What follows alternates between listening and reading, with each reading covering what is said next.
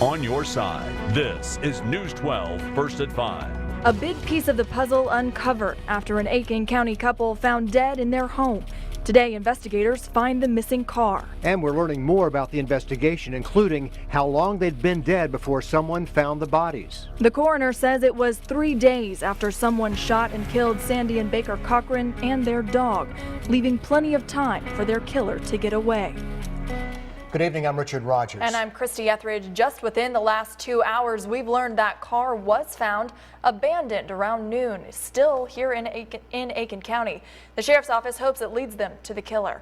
In our team coverage tonight, Logan Nestor breaks down the timeline investigators now have. But we begin with Liz Owens, and Liz has been learning just how many lives this couple touched. So many people, especially young people. Mr. Cochran spent the last decade as a substitute teacher in Aiken County. And this evening, many of his students are grieving his and his wife's loss. While Sandra Cochran spent a lot of her time rescuing horses, her husband Baker Cochran spent his time rescuing teens in a sense. He was a substitute at Midland Valley and Silver Bluff high schools. Several of his former students spoke with me, telling me Mr. Cochran was their favorite, someone who truly cared in and out of the classroom. None of us don't like to be in school all the time, but he's just that little thing that just makes the day a little bit more better. You can be the kindest person in this world and people will still just take your life just for no apparently good reason. And several of his students told me the Cochrans would actually allow them to come over after class to help them with their horses. So from horses to students, this couple just found ways to help other people. So many people. Liz, thank you for that interesting story as we learn more about this case today. Several new pieces of information in this double murder released today. News 12's Logan Nestor picks up our coverage live from that home on Green Pond Road with what we've learned from law enforcement. And there have been some big breaks today, Logan. Right. The biggest break in this case came right around noon when the Aiken County Sheriff's Office found the 2002 red Mitsubishi Eclipse Spyder that was missing from the Cochrans' home. This car used to be parked somewhere right here in this driveway where I'm standing right now, but it was missing. The Aiken County Sheriff's Office say they found that car around noon. They're not saying where they found it, and they don't know exactly how long it's been there yet. Earlier today, the coroner released autopsy results that basically confirm what we already know. Both were killed by multiple gunshot wounds. But here's the important piece of information. These autopsy results help establish a timeline of when these killings happened.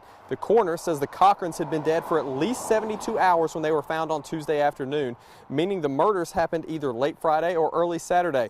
Neither the coroner nor the sheriff's office will say what kind of gun was used or if a gun was found at the scene of the crime. Logan, I know they're tight-lipped, but are they saying how long the car had been there or maybe anything about what they might have found inside?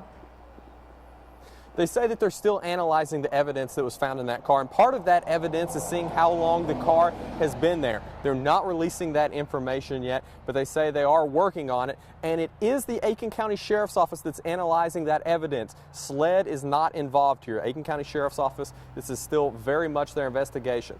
So Logan, what about a suspect? Do they have anybody in mind? They are not saying whether or not they have a specific suspect in mind. They won't tell us either whether or not this car has given them a specific suspect. So right now, since they found the car, there's not really a whole lot the public can do as far as looking for this car since they've already found it. Just if you might know anything, they're just asking you to contact them because they have not released a specific suspect yet. So we're getting a lot of answers today, but still a lot of questions that need to be answered. Thank you for that, Logan. Yeah. And Richard, still very interesting that car was found here in Aiken County when, if they're saying they could have been dead for a couple of days, that would have been plenty of time to drive much farther away. That's true, and the crime scene tape still up there at the house. A couple killed inside, their pets found dead inside. So a lot of people really anxious to get answers and to try to find a suspect in this case. Yeah, hopefully we'll be getting some of those answers very soon.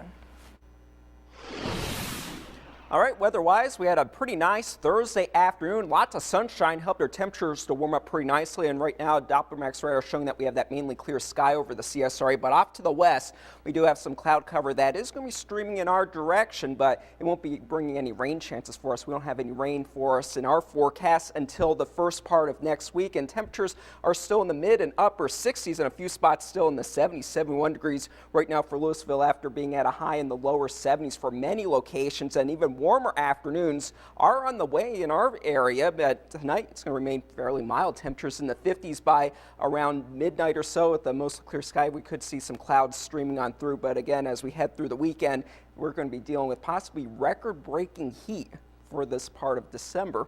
We'll talk about what you can expect in the full forecast. All right, thank you, Scott. A $500,000 movie is shooting in Augusta right now, and News 12 is giving you exclusive access to the set.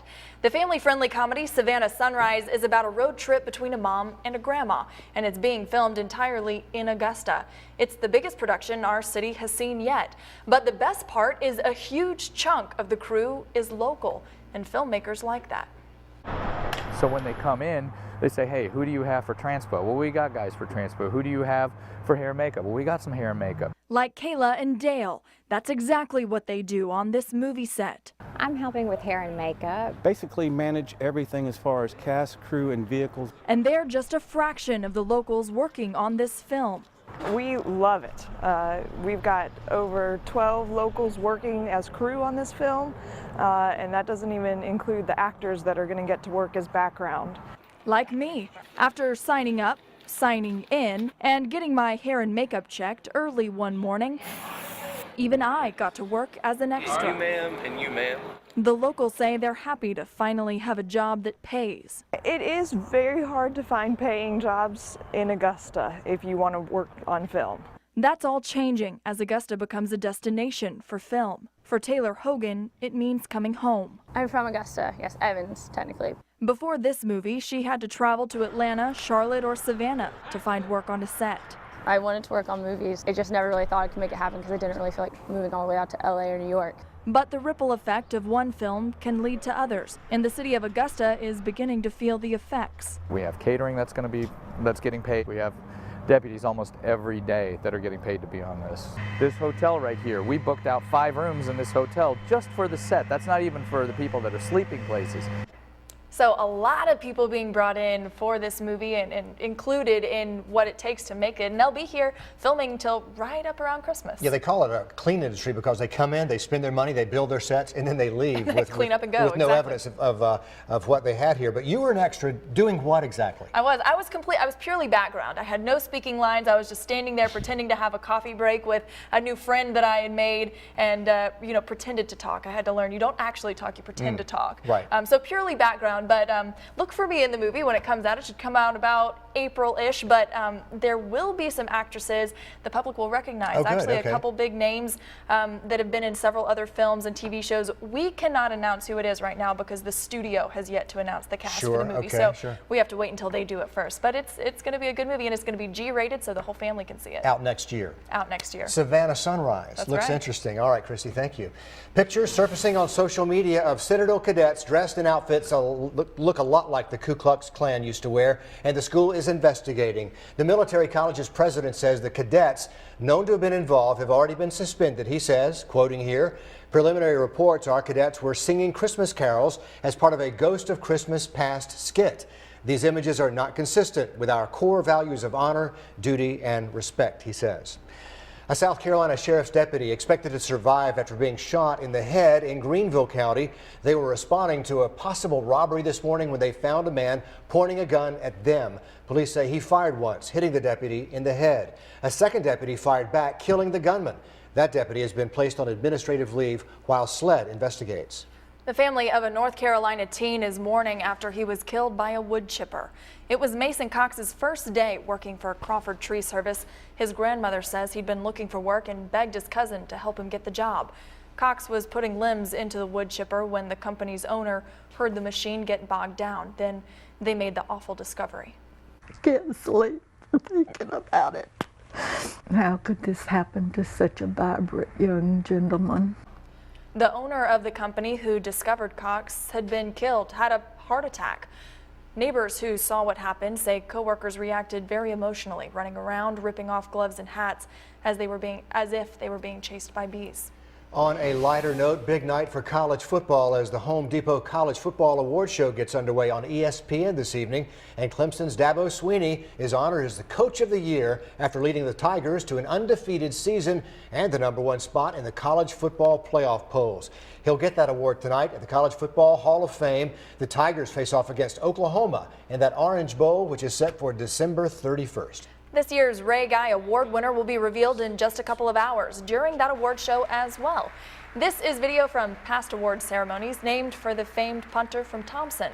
The award recognizes college punters, and the 3 finalists this year are Michael Carrizosa from San Jose State, Tom Hackett from Utah, and Hayden Hunt from Colorado State. Again, that show airs tonight at 7. In case you haven't heard, Ray Guy was so good they invented the term hang time for his punting. For him. That's good pretty to big. be able to claim him in this area. That's right, and we all do. Still to come, one of the officers accused in the death of a man in police custody gets to make his case in court. We're going to take you to Baltimore for that trial. Our streak of pleasant weather is going to continue. We're going to be looking at high temperatures nearing 80 degrees Saturday and Sunday. We'll have the full details in a few moments. A letter to Santa touches the hearts of a community, leading to an outpouring of support.